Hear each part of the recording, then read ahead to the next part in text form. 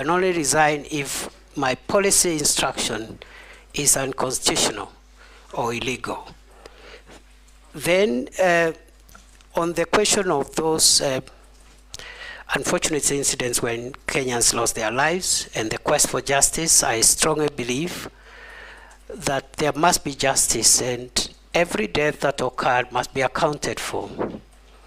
However, Mr. Speaker, the process of putting together criminal investigations, including forensic evidence, is not something that can be done, can be rushed. It takes a bit of time all over the world, not just in Kenya. I believe IPOA should help the country to get closure, and I have promised, if I am reappointed, I'll encourage the collaboration and support and goodwill between IPOA and the police in terms of providing information so that justice is served. I have also been asked about my wealth, which has increased from 544 million to 694 million. It is true because, first, let me start by saying that I have not benefited from any improper business. I have not done any business with government. Let's start from there. I have not applied for any tender by myself, by proxy, by relative, or by anybody.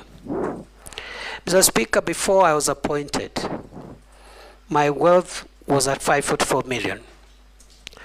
I said at that time, which I still do now, that I have run a business, which today I do not participate in that business. I don't practice law, but my law firm is alive and working, and much of that revenue has actually come through the revenue from my law firm, which is still active but being managed by other people. I think all my salary and allowances have been spent in paying bills.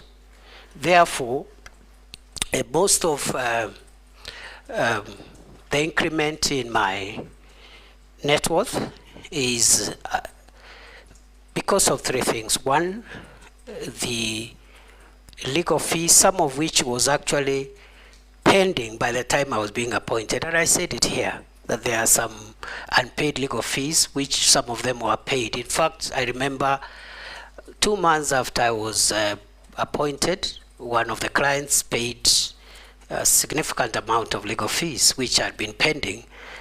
Other than that, I do small businesses and so forth and so on. None of my money has come from the public except the salary and the allowances that I'm entitled to.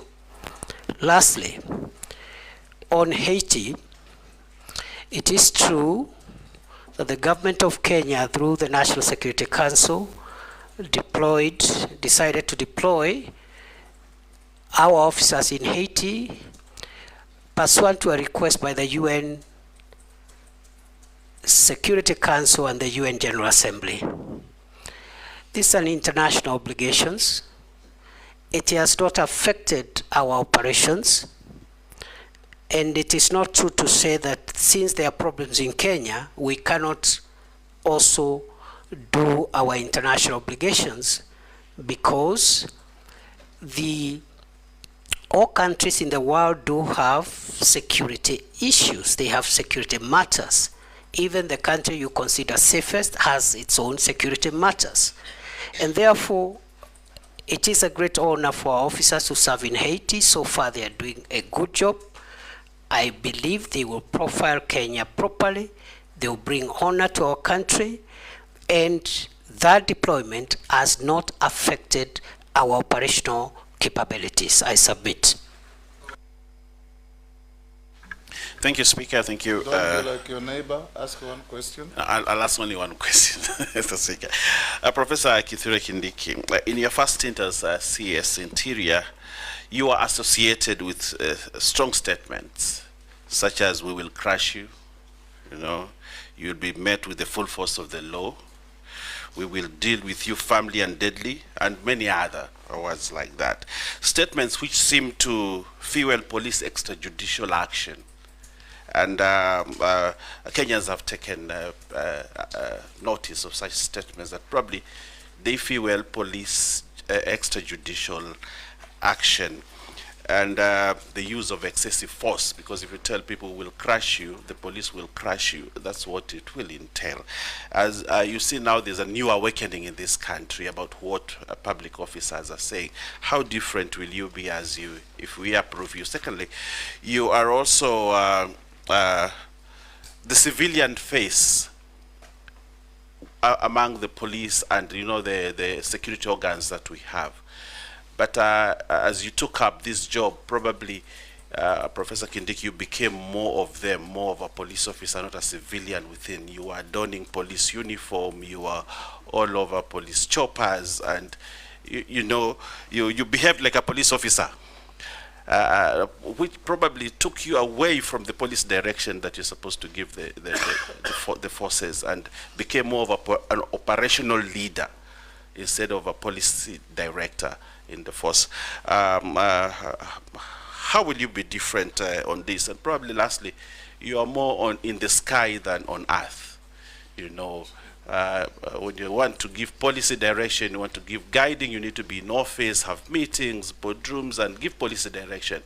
But you have said you actually went to Lamu 21 days, 21 times in 21 months.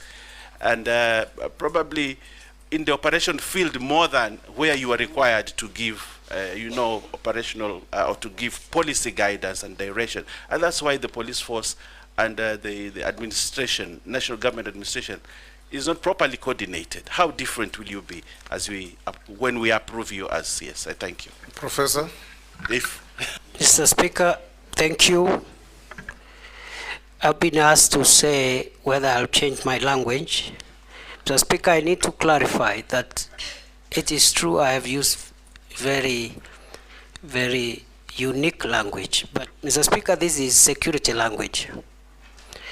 And the people I address when I use those terminologies are not the law-abiding citizens of Kenya. The people I address with that difficult terminology or unique terminology are terrorists, bandits, organized criminals. Those are the people I tell will crush you, and I mean it. Last time I appeared before here, the member for Samburu West asked me what I will do in Kurkur and other places when criminals descend into gorges, and I'll say I'll flatten the gorges. We've done a bit of that. There were places in Baringo, Corcoran Hills, a place called Tandare, a place called Ngelecha, and in Samburu, the Malaso Valley and other places where criminals would always retreat and have a field day, operate from there. We've neutralized them and removed them from there.